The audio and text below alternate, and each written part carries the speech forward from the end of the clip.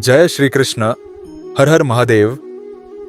क्या सच में ऐसा संभव है कि एक पुरुष अपनी पत्नी के अलावा किसी दूसरी स्त्री से संबंध बनाए और फिर भी वह पापी न कहलाए? क्या धर्म इतने सरल हैं या हम ही उन्हें समझने में भूल कर रहे हैं?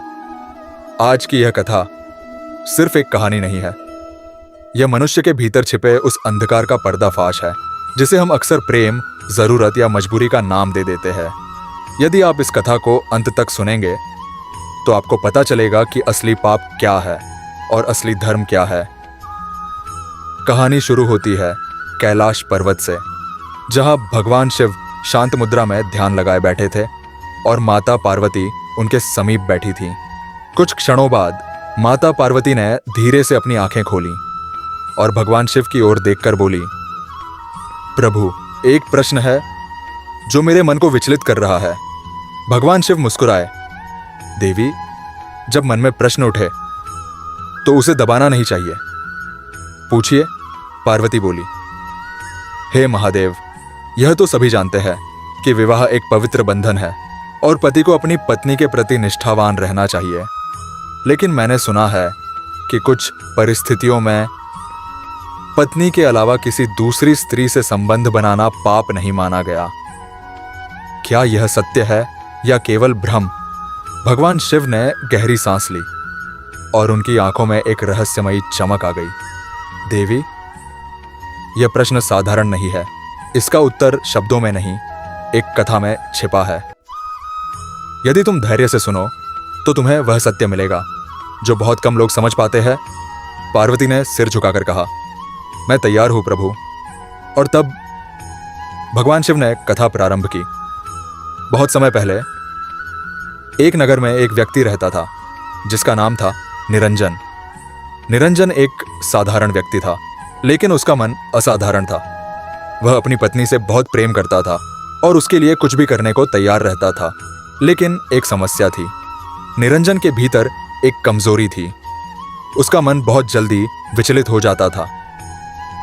एक दिन वह जंगल के रास्ते से गुजर रहा था। तभी उसने एक स्त्री को देखा। वह स्त्री रो रही थी।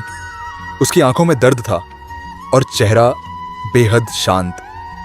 निरंजन उसके पास गया और बोला, तुम कौन हो और इस घने जंगल में अकेली क्यों हो? स्त्री ने धीरे से उत्तर दिया, मैं एक परित्यक्ता हूं। मेरे पति ने मुझे छोड़ दिया। अब मेरे पास कोई सहारा नहीं। निरंजन का दिल पिघल गया। उसने सोचा, यदि मैं इसे छोड़ दूं तो यह मर जाएगी। वह उसे अपने घर ले आया। उसकी पत्नी ने भी उस स्त्री को अपनाया और उसे बहन की तरह रखने लगी। कुछ दिन बीते, लेकिन धीरे धीरे निरंजन का मन बदलने लगा। वह उस स्त्री के प्रति आकर्षित होने लगा। वह खुद को रोकना चाहता था, लेकिन उसका मन उसे खींच रहा था। एक रात उसने अपने आप से पूछा, क्या मैं पाप कर रहा हूं या मैं सिर्फ उसकी मदद कर रहा हूं? यही द्वंद्व उसे भीतर से खा रहा था। तभी एक रात उसे सपना आया। उसने देखा एक वृद्ध साधु उसके सामने खड़ा है। साधु ने कहा, निरंजन, तुम जिस रास्ते पर चल रहे हो वह तुम्हें विनाश की ओर ले जाएगा। निरंजन बोला, लेकिन मैं तो उसकी मदद कर रहा हूं। साधु मुस्कुराया। मदद और मोह में फर्क होता है। मदद में त्याग होता है और मोह में स्वार्थ। यह सुनकर निरंजन की नींद खुल गई, लेकिन उसका मन अभी भी उलझा हुआ था।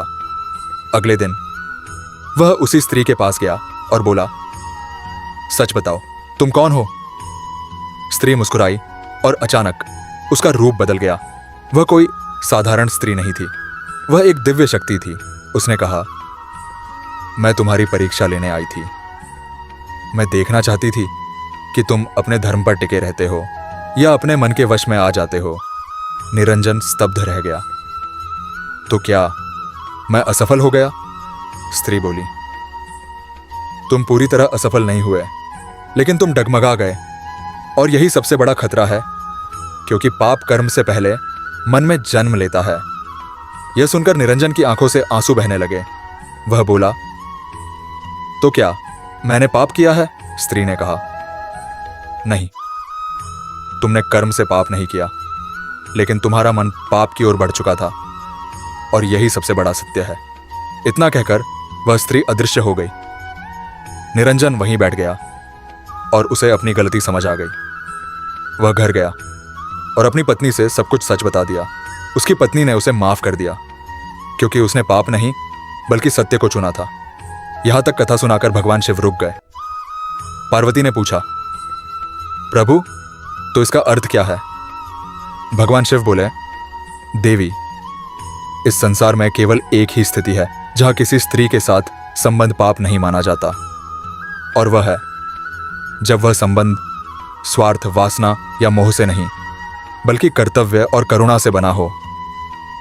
जब कोई पुरुष किसी स्त्री की रक्षा करता है, उसे सहारा देता है और उसके जीवन को संवारता है बिना किसी लालसा के, तो वह संबंध पाप नहीं बल्कि पुण्य बन जाता है। लेकिन जैसे ही उसमें वासना प्रवेश करती है, वह संबंध पवित्र नहीं रहता। पार्वती ने गंभीर होकर पूछा, तो असली पाप क्या है? भगवान शिव बोले, असली पाप शरीर का नहीं, मन का होता है।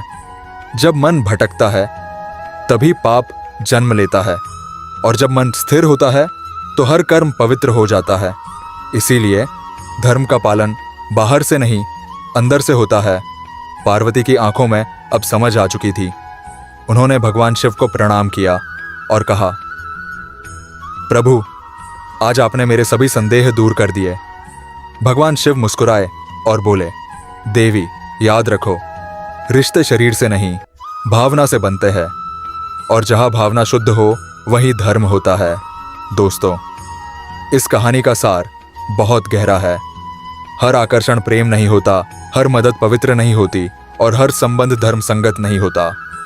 असली पाप क्या है? जब आप किसी की भावना का उपयोग करते हैं, जब आप विश्वास तोड़ते हैं, जब आप अपने स्वार्थ के लिए रिश्ते बनाते हैं। और असली धर्म क्या है?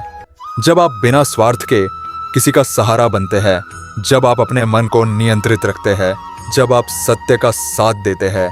याद रखिए, पाप शरीर से नहीं मन से होता है, और जिस दिन आपने अपने मन को जीत लिया, उस दिन आप हर पाप से मुक्त हो जाएंगे। अगर इस कथा ने आपके दिल को छुआ तो इसे जरूर साझा करें और कमेंट में लिखें, मैं अपने मन का स्वामी हूँ। जय श्री कृष्ण। हर हर महादेव।